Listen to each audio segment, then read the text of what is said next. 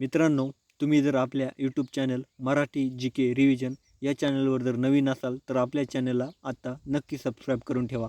कारण आगामी काळात होणाऱ्या सर्व स्पर्धा परीक्षांसाठी तुम्हाला या प्रश्नांचा नक्की फायदा होईल. चला तर पाहूयात आजच्या व्हिडिओचा पहिला प्रश्न. पंचमढी हे थंड हवेचे ठिकाण कोणत्या राज्यात आहे? पंचमढी हे थंड हवेचे ठिकाण कोणत्या राज्यात आहे?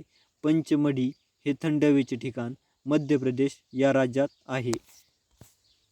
एक महसुली मंडळासाठी किती मंडळ अधिकारी असतात?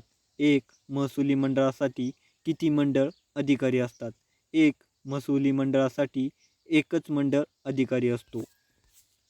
नायिका भेद या ग्रंथाचे ग्रंथकार कोण होते? नायिका भेद या ग्रंथाचे ग्रंथकार कोण होते?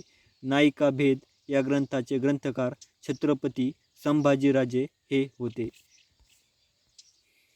सोने या मूलद्रव्याची संज्ञा काय आहे? सोने या मूलद्रव्याची संज्ञा काय आहे? सोने या मूलद्रव्याची संज्ञा AU आहे. आंतरराष्ट्रीय व्याघ्र दिन केव्हा साजरा केला जातो? आंतरराष्ट्रीय व्याघ्र दिन केव्हा साजरा केला जातो? आंतरराष्ट्रीय व्याघ्र दिन 29 जुलै या दिवशी साजरा केला जातो. कोणत्या व्हाईसरॉयने फॅक्टरी ॲक्ट संमत केला होता? कोणत्या व्हाईसरॉयने फॅक्टरी ॲक्ट संमत केला होता?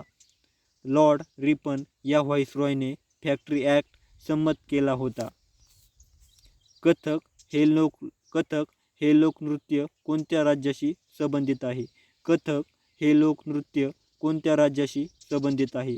कथक हे लोकनृत्य उत्तर प्रदेश या राज्याशी संबंधित आहे.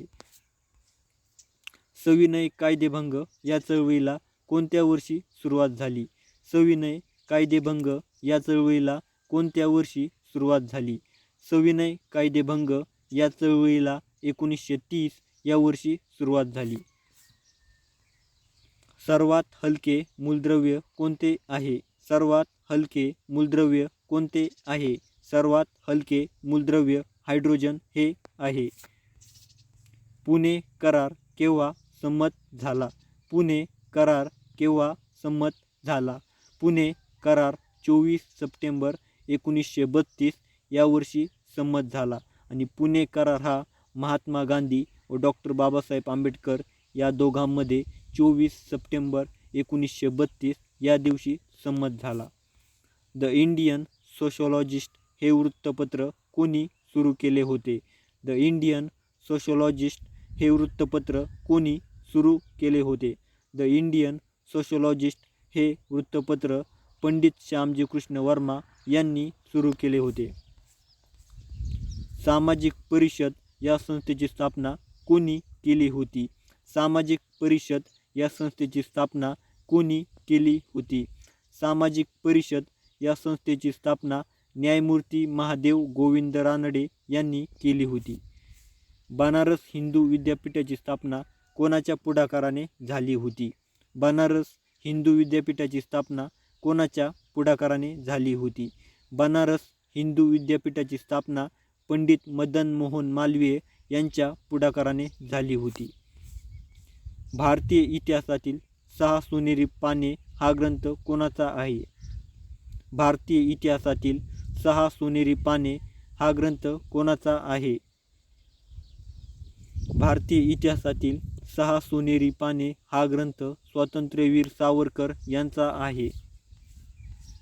निवडणूक आयोगासंदर्भात राज्यघटनेतील कलम कोणते आहे? निवडणूक आयोगासंदर्भात राज्यघटनेतील कलम कोणते आहे? निवडणूक आयोगासंदर्भात राज्यघटनेतील कलम 324 हे आहे.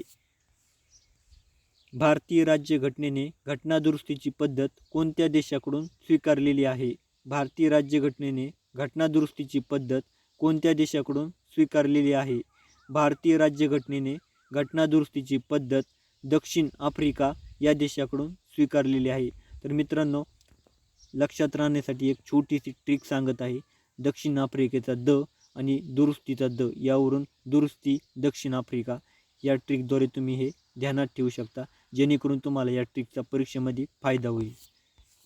महाराष्ट्र पशु व मत्स्य विज्ञान विद्यापीठ कोणत्या जिल्ह्यात आहे?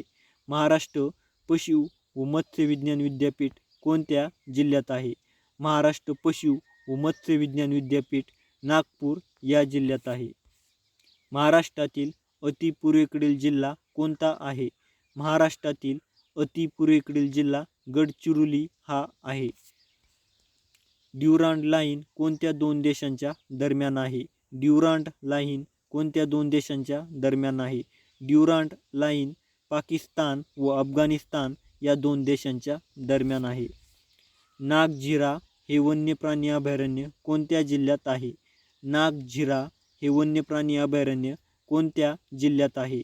नागझिरा हे वन्यप्राणी अभयारण्य गोंदिया या जिल्ह्यात आहे. मित्रांनो, तुम्ही जर आपल्या यूट्यूब चॅनेलला अद्यापपर्यंत सबस्क्राईब नसेल केले तर लगेच नक्की सबस्क्राईब करून ठेवा, कारण या प्रश्नांचा तुम्हाला पुढील परीक्षांसाठी फायदा होणार आहे मित्रांनो. त्यामुळे आपल्या व्हिडिओला शेअर करा, लाईक करा आणि सबस्क्राईब करायला विसरू नका.